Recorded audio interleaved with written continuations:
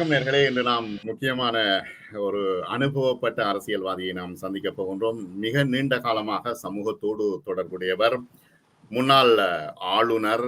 அது மட்டுமல்ல, அரசியல் ரீதியாக பலதரப்பட்ட முயற்சிகளை முன்னோக்குபவர், எடுப்பவர், சமூகம் தொடர்பான அக்கறையுள்ள மதிப்புக்குரிய அசாஸ் அலி அவர்களை நாம் இன்று சந்திக்கின்றோம். அஸ்ஸலாமு அலைக்கும் வரஹ்மத்துல்லாஹி வபரகாத்துஹு.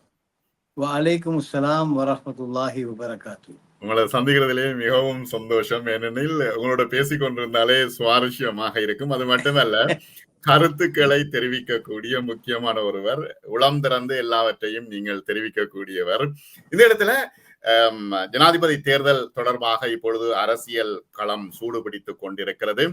உண்மையில் இந்த ஜனாதிபதி தேர்தல் முதலில் வருமா அல்லது பாராளுமன்ற தேர்தல் முதலில் வருமா என்ற கேள்வி இருக்கிறது.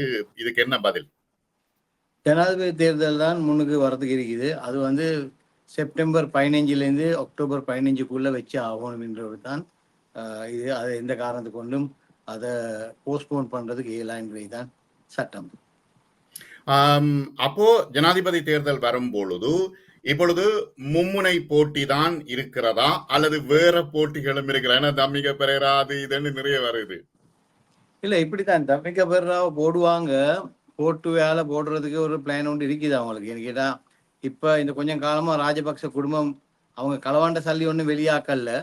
அவங்க பாக்குறாங்க இன்னொரு ஆளை வச்சு தம்மிக பெரேரா மாதிரி ஒரு கசினோக்காரனை கொண்டு போட்டா இந்த நாட்டுல அவர்கிட்ட சல்லி எல்லாத்தையும் வெளியாக்கி அவங்களுக்கு அதால இன்னும் கொஞ்சம் சம்பாதிச்சு கொள்ளணும்ன்றது தான் அவங்களோட எண்ணம். இனி அதுக்காக வேண்டி அவங்க அதை இன்ட்ரடியூஸ் பண்ண பாக்குறாங்க. ஆனா இது அவங்க மறந்துருக்கிறாங்க ஒரு விஷயம். என்னன்னு சொன்னா, இந்த அறகலையோட இந்த நாட்டுல ராஜபக்ச குடும்பத்தையே அடிச்சு திரட்டுறதுக்கு மக்கள் ரெடியா இருந்த டைம்ல தான் அவங்கள காப்பாற்றப்படுது. என்ன அவங்களுக்கு ஒளிஞ்சி வீட்டுக்கே போயில்லாத நிலைமையில எல்லாரும் இருந்த இடத்துல ஒருத்தர் ஒரு இடத்துல ஒளிஞ்சி இருந்த மாதிரி நாங்க பார்த்தோம். அது பேர்த்து யாருமே எடுக்கிறதுக்கும் ரெடியா இல்லை. இப்ப கோட்டாபய ராஜபக்ச முத ஆஃபர் பண்ண இதை சஜித் பிரேமதாசைக்கு. ஆனா அவருக்கு தெரியும் அவரால் எடுத்து செய்யல. அவர் செய்யக்கூடிய சக்தி அவருக்கு இல்லை, அந்த எக்ஸ்பீரியன்ஸ் அவருக்கு இல்லை. இப்ப ரணில் விக்ரமசிங்கை பொறுத்த அளவுல இந்த நாட்டுல ஆறு தரக்கா பிரதம மந்திரியாக இருந்து அவரு சேவையாற்றின ஒரு ஆள். அவர்கிட்ட ஒவ்வொரு டைமையும் நீங்க எடுத்து பாத்தீங்கன்னு சொன்னா இந்த நாட்டுக்குள்ள ஒரு சேஞ்ச் ஒன்று நாட்டுக்குள்ள ஒரு வெரி ப்ராஸ்பரஸ் பிஸ்னஸ் கம்யூனிட்டியா இருக்கட்டும், இன்டர்நேஷனல் கம்யூனிட்டியா இருக்கட்டும், எல்லாரும் ரெகக்னைஸ் பண்ணி ஒன பண்ணக்கூடிய ஒரு லீடராக ரணில் விக்ரமசிங்க இருக்கிறாரு. அப்ப அவர் ஒரு ஆள் மெம்பர் ஆயிருக்கிற நேரத்துல தான் நான் சொன்னேன், நீங்க அந்த நியூஸ் பார்த்திருப்பீங்க, that he must enter parliament. அந்த 225 பேர் பார்லிமெண்ட்ல இருந்தாலும் கூட இந்த ஒரு ஆள் இல்லாதது ஒரு பெரிய ஒரு வெக்கமா இருக்குது ஸ்ரீலங்கா. அது பெரிய ஒரு தைரியம். யாருக்கும் அப்படி வராது இல்லையா? ஒரு ஒற்ற மனுஷனை வைத்துக்கொண்டு, அதுவும் நேஷனல் சீட்டை வச்சுக்கொண்டு உள்ளுக்கு வாரதுன்றது பெரிய கஷ்டமான ஒரு விஷயம் இல்லையா? கஷ்டமான ஒரு விஷயம். அண்ட் அவர் அதனால்தான் வராம இருந்தாரு.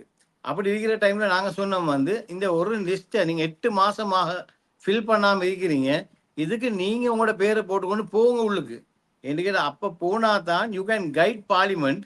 இதை நாட்டில் இருக்கிற பிரச்சனைக்காக வேண்டி நீங்க போகணும், பாரம்பரியதான் நாங்க சொன்னோம். இப்ப அதை கேட்டுக்கொண்டு அவர் உள்ளுக்கு வந்தாரு. அதோட இந்த கிரைசிஸும் வந்துச்சா. அப்ப அவர் கோட்டாக்கு சொன்னாரு, சஜித் எடுக்கிறாரு இல்லை தானே, okay give it to me, I will do it as a சேலஞ்சுன்னு சொன்னாரு. அந்த சேலஞ்சை பாரம் எடுத்தாரு. ஆனா எங்களுக்கு எல்லாத்துக்கும் இந்த உலகம் பூரா இருக்கிற மக்களுக்கு தெரிஞ்ச ஒரு வீடியோ தான், 20-25 நாடு பங்குளத்தாவிக்கிற உலகத்துல இலங்கை மட்டும்தான் இந்த 26ஆம் தேதி பங்குளத்துல இருந்து நாங்க வெளியே வார நாள். அதனாலதான் ஜனாதிபதி அவர்கள் ஸ்பெஷல் ஸ்டேட்மெண்ட் ஒன்று கொடுக்குறாரு இந்த நாட்டு மக்களுக்கு, that Sri Lanka has come out of bankruptcy. அப்ப அதுதான் இம்பார்ட்டன்டான ஒரு நியூஸ் மக்களுக்கு. ஏன்னு கேட்டா ஒரு சந்தோஷப்படக்கூடிய நியூஸ். அந்த இன்டர்நேஷனல் கம்யூனிட்டியோட டீல் பண்ற ஆட்களுக்கு கூட ஒரு பெரிய ஒரு ரிலீஃப் ஒன்று தான். Sri Lanka is no more bankrupt. அப்படியா? இந்த ஸ்டேட்மெண்ட் எஸ். 26ஆம் தேதி பிரசிடென்ட் ஸ்பெஷல் ஸ்டேட்மெண்ட் ஒன்று இருக்கு. அதை கூட நீங்க லைவா எடுத்து போட்டா நல்லா இருக்கும்னு நினைக்கிறேன். நல்ல விஷயம். அது எப்படி இவ்வளவு பிரச்சனைகள்ல இருந்து, பேங்க்ரப்ட்ல இருந்து வெளியில வாரதுண்டா அது எப்படி சமாளிச்சாங்க? அது உங்களுக்கு ரிசர்வ்ஸ் இருக்கணும் எல்லாத்துக்கும் போது. அப்ப ரணில் விக்ரமசிங்க இப்ப ஆட்கள் அவரை அக்யூஸ் பண்ணலாம், டேக்ஸை கூட்டினாரு, அதை கூட்டினாரு, இதை கூட்டினாரு. உண்மையிலே டேக்ஸ் கெட்டாம இருக்கிறவங்கள டேக்ஸ் பண்ண வச்சாரு. டேக்ஸை கூட்டினாரு. காஸ்ட் ஆஃப் லிவிங் கொஞ்சம் ஹையா இருந்தாலும் ஆட்கள் சாப்பிட்டு கொண்டு வேலை செஞ்சு கொண்டு இப்ப மற்ற நாடுகள் இன்ன வரைக்கும் தலை தூக்கல்லே. இங்க வந்து அந்த அறகலைக்கு போறோம் அவரை எடுத்து அது ஒரு டிசிப்ளினாக கண்ட்ரியை கொண்டு இக்கனாமியை கண்ட்ரோல் பண்ணி ஆட்களை கண்ட்ரோல் பண்ணி எம்பிமாரை கண்ட்ரோல் பண்ணி பார்லிமெண்ட்ல என்ன கொண்டாடணும் என்ன கொண்டாடக்கூடாதுன்றதை செலக்ட் பண்ணி அந்த மாதிரி செலக்ட் பண்ணி ஒவ்வொன்றா செஞ்சதுனால தான் இவ்வளோ குவிக்கா எங்களுக்கு வந்து இந்த பேங்க்ரப்சிலேருந்து வெளியே வர கிடைச்சிச்சு. அதனால அதே நேரத்தில் ட்ரேட் யூனியனாக இருக்கட்டும் மற்ற ஒப்போசிஷன் பொலிட்டிக்கல் பார்ட்டியாக இருக்கட்டும் அவங்க எந்த விதத்திலையும் கோஆப்ரேட் பண்ணலை. அந்த கோஆப்ரேட் பண்ணாமலே இதை அச்சீவ் பண்ணது வந்து ஒரு பெரிய ஒரு விடயம். என்ன கேட்டால் அவங்க ஸ்ட்ரைக் பண்ணணுமான ஆட்கள் ஸ்ட்ரைக் பண்ணாங்க, சேலரி ஹைக் கேட்டாங்க, யூனிவர்சிட்டியை மூடினாங்க, இந்த மாதிரி இன்னமும் செஞ்சு கொண்டு தான் இருக்கிறாங்க. ஆனால் இதெல்லாம் வச்சுக்கொண்டு ரணில் விக்ரமசிங்கக்கு இதை செஞ்சு முடிக்க கிடைச்சது அது within 2 years. I thought very very important. Within two years he was able to bring the country into normalcy. இதுதான் உண்மையிலே எல்லாரும் பாராட்டக்கூடிய ஒரு விஷயம். அப்ப இப்ப நாங்க இங்க லண்டன்ல இருந்து பாக்குற நேரத்துல அனுர குமார திசநாயக்கா வந்து பாரிஸுக்கு போறார், கனடாவுக்கு போறார், இங்க லண்டனுக்கு வாரார், ஸ்ரீலங்காவில ஒரு எழுச்சி இருக்கிற மாதிரி தெரியுது. எப்படி நீங்க அந்த விஷயத்தை உணர்றீங்க? இப்ப நீங்க இந்த லண்டன்ல ஏன் இவ்வளவு பைத்தியக்காரனிக்கிறான்னு எனக்கு ஒரு ரோசினே இருக்கு. அவனுக்கு பஸ் ஒன்றை ஸ்டிக்கர் பண்றாங்க, ஒரு வேனை ஸ்டிக்கர் பண்றான், ஒரு காரை ஸ்டிக்கர் பண்ண அப்படி அங்க இருக்கிற சல்லியை கொஞ்சம் கொடுத்துக்கல. இங்க எவ்வளவு ஏழை அளிக்கிறான், உங்களோட குடும்பத்திலே ஏழை அளிக்கிறானே. இந்த செலவழிக்கிற அத்தனை பேருக்கு நான் சொல்றேன் என்னண்டா உங்களுக்கு அப்படி ஒரு பைத்தியமா? ஏன்னா அன்ரகுமாரன் வந்து யூகே கேண்டிடேட்டா? யூகே கேண்டிடேட் கேம்பெயின் பண்ற மாதிரி ஒரு பஸ்ஸை ஸ்டிக்கர் பண்றீங்க, வெஹிக்கலை ஸ்டிக்கர் பண்றீங்க, அதுல உங்களுக்கு என்ன கிடைக்க போகுது? அன்ரகுமார் வந்துருவாரா? நீங்க லண்டன்ல இருக்கிறவங்க ஸ்டிக்கர் பண்ணினா அன்ரகுமார ஸ்ரீலங்கா வந்துருவாரா? வர ஏலா. அடே நீங்க லண்டன்ல இருக்கிற ஆட்கள் இப்ப இங்கிலீஷ் தானே பேசுறீங்க தானே கொஞ்சம். அப்ப நீங்க கொஞ்சம் மூலியாக யோசிக்கிற இல்லையா? அன்ரகுமாரமாய் ஒத்தனை ஜனாதிபதி ஆக்கினா இந்த நாடு எங்க போகும்னு சொல்லி நாடு சின்ன பின்னமா பேசுறோம். ஏன்னு சொன்னா அனுரகுமார திசாநாயகிக்கு தார கேபினட்டுக்குள்ள போடுன்னு நினைச்சு பாருங்க. அதைத்தானே ரோசிக்கணும். அவங்க ரோசிக்கணும் அனுரகுமார பிரசிடென்ட் ஆகிட்டான், அப்ப அவனுக்கு ஒரு கேபினெட் போகணும். இந்த வசந்த சமரசிங்க ஃபினான்ஸ் மினிஸ்டரா கொண்டாரு, இந்த லால்காந்தையா கொண்டாரு, இல்லாட்டி விஜித் ஹேராத்தையா கொண்டாரு. இவனுக்கு என்ன செய்யலும்? இவங்க எல்லாம் இதுக்கு இருந்த எல்லா கவர்மெண்ட்லயும் இருந்தாங்க தானே. மஹிந்த ராஜபக்ச கவர்மெண்ட் வேணுமா, சந்திரிகாட கவர்மெண்ட் வேணுமா, மைத்ரிபால கவர்மெண்ட் வேணுமா, எல்லாத்தோட கவர்மெண்ட்ல இருந்தவங்க தான் ஜேவிபி. அப்போ உங்களுக்கு மினிஸ்ட்ரி போஸ்ட் கொடுத்து கூட உங்களுக்கு ஒரு மினிஸ்ட்ரியை கூட ஒழுங்கா ரன் பண்ண தெரியாத நீங்க எல்லாம் இந்த நாட்டுல தலைமத்துவத்தை இந்த நாட்டுல கேபினெட் அமைச்சராகவும் போட்டா என்ன நடக்கும்? இப்ப இங்க வந்து இவங்க அக்ரிகல்ச்சர் மினிஸ்ட்ரி எடுத்து கொடுத்தாங்க, என்னென்ன மினிஸ்ட்ரி செஞ்சாங்க, ஒன்றிலேயும் ஒரு பொரசன மக்கள் காணலே. அட்லீஸ்ட் மக்கள் அப்ரிசியேட் பண்ணி ஒரு ஜேவிபி கவர்மெண்ட் வரணும், அவங்க இப்படி செஞ்சாங்க இப்படி நலவு செஞ்சாங்கன்னு சொல்லக்கூடிய ஒரு வாய்ப்பு யாருக்குமே இல்லையே. என்ன அன்றகுமாரை செய்யலும். அதே நேரத்தில் நாங்க இப்ப நாங்க இலங்கையை பொறுத்த அளவு 3 கேண்டிடேட் தான் பேசலும். மத்த வந்து வளமையா இருந்து 10,000 2,000 3,000 ஓட்டு எடுக்க கொஞ்சம் பேர் வருவான். அவனுக்கு தாசம் ஒரு என்ஜிஓ ஃபண்ட் பண்ணி சொல்லுவான், நீ போய் எலெக்ஷன் கேளுன்னு சொல்லி அவங்க வருவாங்க. ஆனா 3 இம்பார்ட்டன்ட் கேண்டிடேட்ஸ் தான் இருக்கிறாங்க. RW உண்டு, SP உண்டு, AKD உண்டு. அப்ப இந்த 3 பேர்ல யாரு எந்த ஒரு மக்களுக்கு ஒரு போட்டோ 3ஐயும் போட்டு நீங்க தாரப்பா செலக்ட் பண்ணுவீங்கடா அவன் டெஃபினெட்லா ரணில செலக்ட் பண்ணுவான். ஏன்? இந்த நாட்டுக்கு ஒரு ஃபியூச்சர் ஈக்கும், ரைட்? அப்ப சஜித் பிரேமதாஸ் எடுப்பானா? அவன் ஒரு கிரவுண்ட பார்த்து கேக்குறான், இது வந்து டெஸ்ட் பிளேயிங் கிரவுண்டான்னு கேக்குறான். அது யாழ்ப்பாணத்துல போய் கேக்குறான், இது டெஸ்ட் பிளேயிங் கிரவுண்டான்னு கேக்குறான். அதுக்கப்புறம் அவனுக்கு கொஞ்சம் ஒசக தலையை தூக்கி பார்த்தா விளங்கும் 4 லைட் இல்ல. அப்ப அவன் வாப்பாட பேரை சொல்லிக் கொள்றதுக்காக வேண்டி அவன் கேட்கிறான், ஃபிளட்லிட் யூ ஹேவ் ஃபிளட்லிட் என்று கேட்கிறான். அப்ப அங்கனைக்கு உமாக்கு தெரியா ஃபிளட்லிட்னா என்னன்னு சொல்லி உமா தேடுறா ஃபிளட்லிட் எங்க கேக்கிண்டு அவங்க எங்க பார்க்கணும்னு தெரியாம பேசுற உமாக்கு.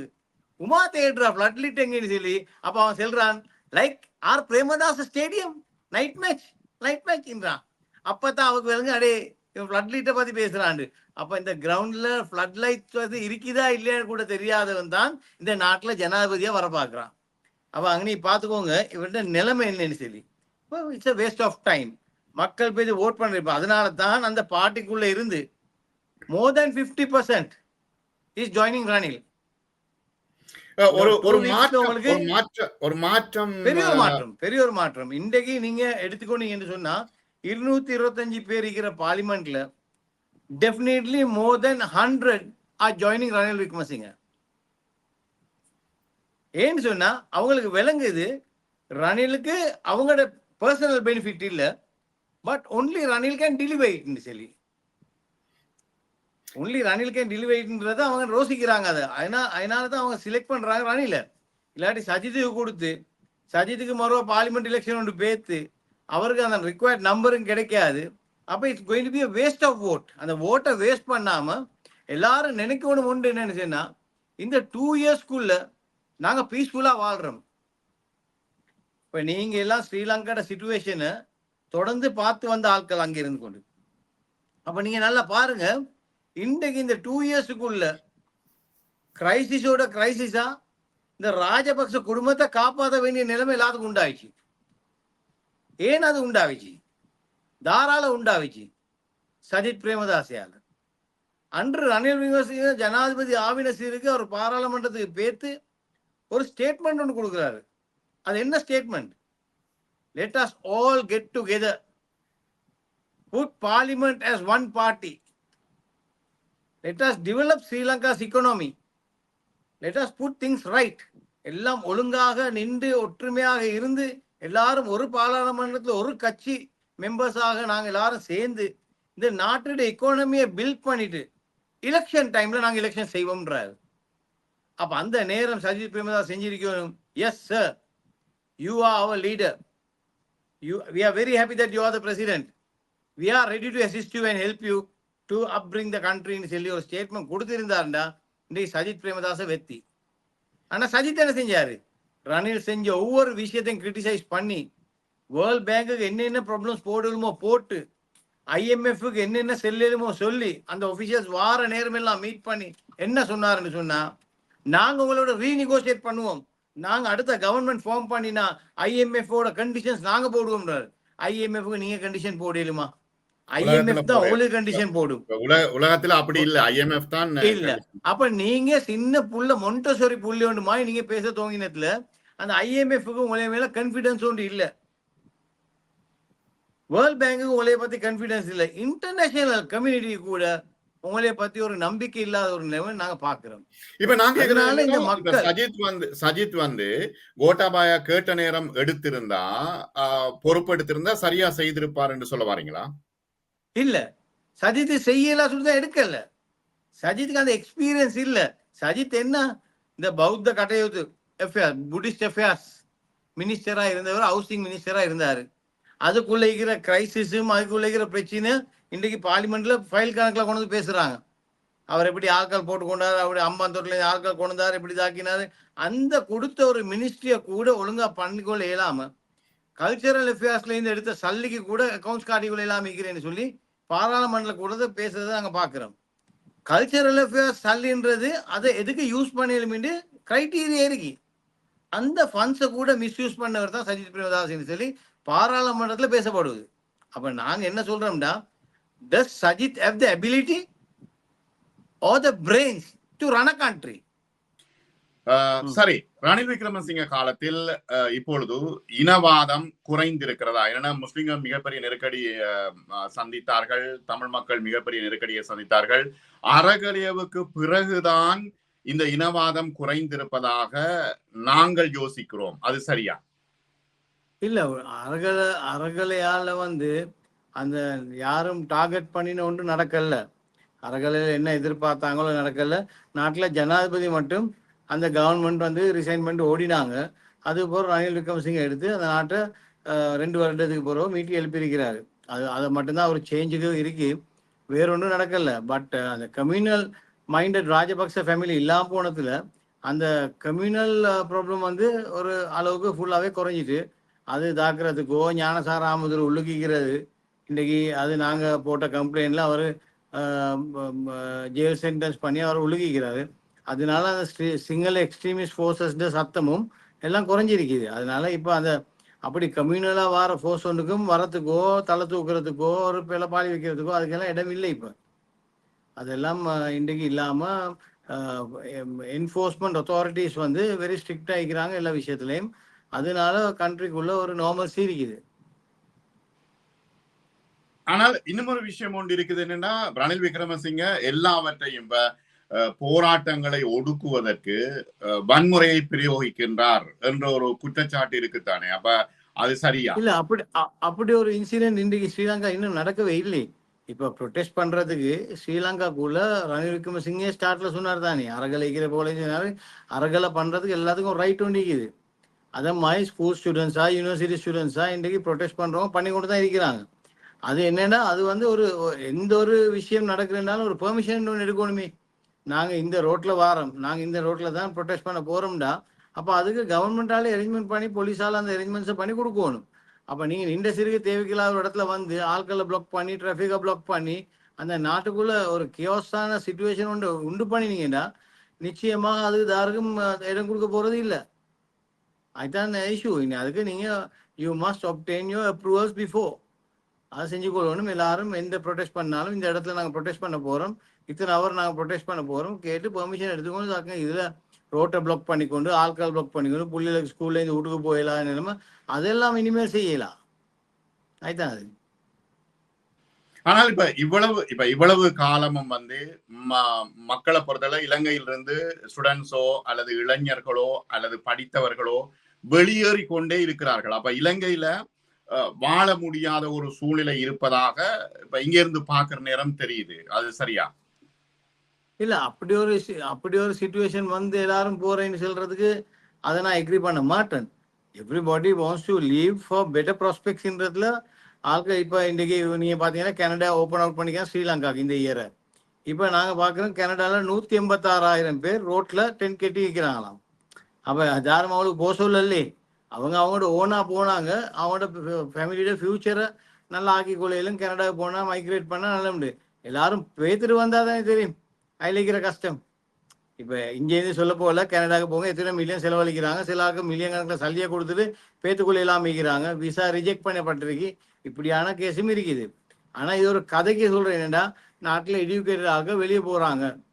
இப்போ ஸ்ரீலங்காவை பொறுத்த அளவில் ஸ்ரீலங்காவில் படிப்புக்கு குறைச்சல் இல்லை, எஜுகேட்டட் ஆக இருக்கிறதுக்கு குறைச்சலும் இல்லை, ப்ரொஃபஷனல்ஸ் குறைச்சலும் இல்லை. அப்போ இன்றைக்கு சரி ஒரு ஆள் பென்ஷன் போதானே வேணும். இனி பென்ஷன் போகிறதுக்கு ஒரு 2-3 இயர்ஸுக்கு போது அவங்க பாஞ்சு கொள்றே வேற ஒரு நாட்டுக்கு. ஸோ அது ஒரு ப்ரொஃபஷனலாக அவங்க செஞ்சு கொள்கிற ஒரு ட்ரிக் உண்டு அது. ஸோ அது ஸ்ரீலங்காவுக்கு ஒரு ஒரே ஒன்று இல்லை. ஸ்ரீலங்காவுக்கு ப்ரொஃபஷனல் குறைய இல்லை. டே பை டே டாக்டர்ஸ் மாதிரி எடுத்துக்கோங்க, டாக்டர்ஸ் மாதிரி எக்ஸஸாக தான் இருக்கு, அதில் ஒரு குறைச்சல் இல்லை. இன்னமும் டாக்டர்ஸ் ஃபாரின் ஸ்டூடெண்ட்ஸ் கூட ஸ்ரீலங்காவில் வந்து படிக்கிறாங்க தானே. இப்போ அந்த மாதிரி ஒரு ஆப்பர்ச்சுனிட்டி ஸ்ரீலங்காக்குள்ளே இருக்கு. So everybody has got a chance. Everybody wants to go abroad and earn some money. They are going. So that is good. ஸ்ரீலங்காவுக்கும் உண்மையிலே எங்களுக்கு வந்து ஸ்ரீலங்கன்ஸ் வந்து அப்ராட் போயிட்டு சம்பாரிச்சு ஸ்ரீலங்காக்குள்ள அனுப்பினாதான் அந்த ஃபாரின் எக்ஸ்சேஞ்ச் வரும். Because that is the biggest earner for Sri Lanka. No tourism இல்லை, எங்களோட பிகஸ்ட் ஏர்னர் வந்து எங்களோட ரெமிட்டன்ஸ் வாரது தான் எங்களோட பிகஸ்ட் ஏர்னர் ஃபர்ஸ்ட். அது பொறுத்தான் டூரிசம். இவன் மக்களினுடைய வாழ்க்கை தரம் எப்படி இருக்குது? மக்கள் கஷ்டப்படுறாங்களா? அவங்களோட வாழ்க்கை தரம் எப்படி இருக்குது?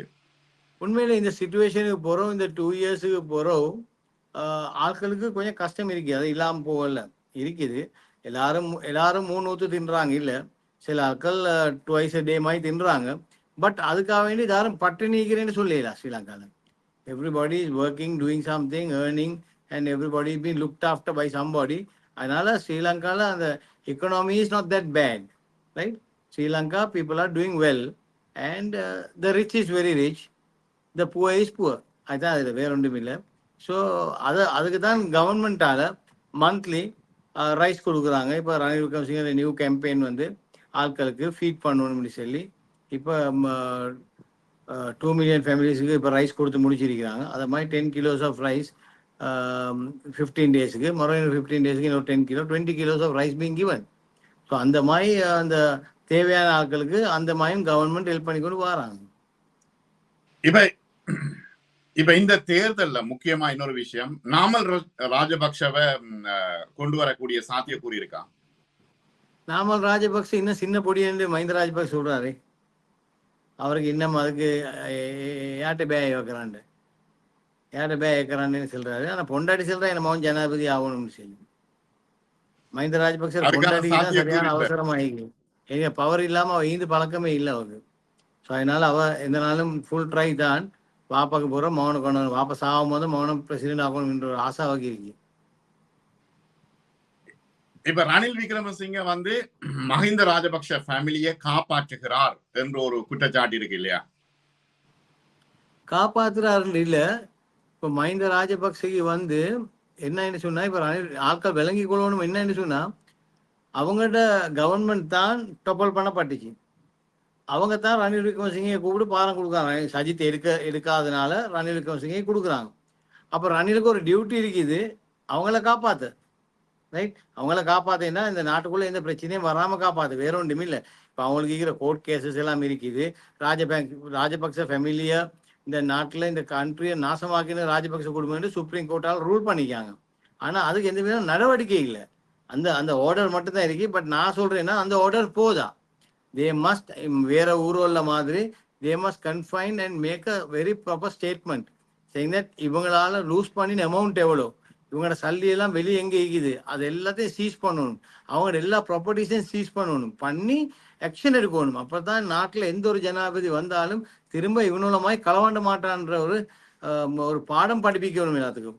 அதனால அது நிச்சயமாக அப்படி ஒரு ஆர்டர் வரணும். அதுதான் நான் சொன்னேன், அந்த ஆட்களுக்கு நீங்க கோர்ட்ல போய் கேஸ் போட்டீங்க, உங்களுக்கு வந்த ஆர்டர் வந்து Rajapaksa family is responsible for the bankruptcy in Sri Lanka என்று சொன்ன ஆர்டர். அது போக நீங்க திரும்ப ஒரு அப்பீல் ஒன்று போடணும். What are we going to do if the Rajapakses were responsible? What is the punishment? இன்றத சுப்ரீம் கோர்ட்டுக்குள்ள மறுவா பேத்து அவங்களுக்கு என்ன பனிஷ்மெண்ட் கொடுக்கலுமோ அந்த பனிஷ்மெண்ட்டை கொடுக்கவே ஓணும் என்ற கட்டாயத்துல நான் இருக்கிறேன். இப்ப ISIS திரும்ப வந்துட்டு என்று சொல்லி ஒரு புரளியை கிளப்பி விடுகின்றார்கள். உண்மையான விஷயம் என்ன அது? இல்ல, இப்ப நாங்க ISISன்றத நாங்க இன்வெஸ்டிகேட் பண்ணி இப்ப நீங்க ஸ்ரீலங்கன் கவர்மெண்ட் ஸ்டேட்மெண்ட் ஃபாலோ பண்ணீங்கன்னா உங்களுக்கு இந்தியால பிடிச்சேன்னு சொன்னாங்க அவங்க ISISன்னு சொல்லி. ஸ்ரீலங்கன் போலீஸால ஸ்டேட்மெண்ட் கொடுத்தாங்க, அவங்களோட இன்வால்மெண்ட் அப்படி ஒன்றும் இல்லை. ISIS அவங்களோட இன்வால்மெண்ட் இல்லை. அவங்க வந்து சும்மா இந்தியா ஸ்ரீலங்காக்குள்ள கேரியர்ஸா பேத்திருக்காங்க, இத்தனை தரக போயிட்டு வந்திருக்காங்க. இவங்க வந்து வேற வேற இன்வால்மெண்ட் மணி லாண்டரிங் எல்லாம் இருக்குது. அது இல்லாம ISIS இன்வால்மெண்ட் டெரரிசம் இன்வால்மெண்ட் ஒன்று இல்லைன்றத ஸ்ரீலங்கன் ஃபோர்ஸஸால போலீஸ் ஸ்போக்ஸ் பண்ணி அதை வெரி கிளியரா சொல்லியாச்சு. ஸோ இந்தியாவில் தேர்தல் நடந்ததுனால அவங்களுக்கு அந்த முஸ்லீம் ஓட்டுக்கு ஒரு அநியாயம் பண்ணணுன்றதுக்காக வேண்டி மோடி எடுத்த முடிவு தான் ISIS. ஸோ மோடியும் ராஜபக்சேவும் இன்றே சேம், ரெண்டு நாட்டில இருந்து நாட்டை நாசமாக்கின ரெண்டு தலைவர் மாதிரி தான். இப்ப நிறைவாக இப்ப இந்த 3 வேட்பாளர்கள்ல யார் இம்முறை ஜனாதிபதி தேர்தலில் வெற்றி பெறக்கூடிய வாய்ப்பு இருக்குது என்று நீங்கள் கருதுகின்றீர்கள் உங்களுடைய அரசியல் அனுபவத்துல? இப்போ உள்ள கணிப்புல Sajith Premadasa first, second Anurakumar Dissanayake, third Ranil Wickremesinghe என்று சொல்லி கொண்டிருக்கிறாங்க அவங்களே. ஆனா நான் இன்றைக்கு சொல்றேன், இந்த நாட்டுல திரும்பவும் ஜனாதிபதியாவாரு ரணில் விக்ரமசிங்கே. அது வந்து மக்களுக்கு இன்னும் டைம் போகல, நல்லாவே விளங்கி இந்த நாட்டை காப்பாத்தி கொள்ளணும், இவன் 2 பேர்கிட்ட அலைந்து நாட்டை காப்பாற்றணுன்ற முடிவுக்கு மக்கள் நிச்சயமா வருவாங்க. அதனால அந்த அந்த அந்த ஓட் தான் கடைசி நேரத்துல நடக்கும். அதுல ரணில் ஒரு பூர்ண வெற்றி ஒன்று பெறுவார் என்றதான் என்னுடைய நம்பிக்கை. பார்ப்போம், பொறுத்திருந்து பார்ப்போம். தேர்தல் முடிவு வரும் பொழுது எவ்வாறு உங்களுடைய நம்பிக்கை பலிக்கிறது என்று. மிக நன்றி அசாஸ் அலி, உங்களுக்கு மீண்டும் மற்றும் ஒரு சந்தர்ப்பத்தில் சந்திப்போம். நன்றி. அஸ்ஸலாமு அலைக்கும்.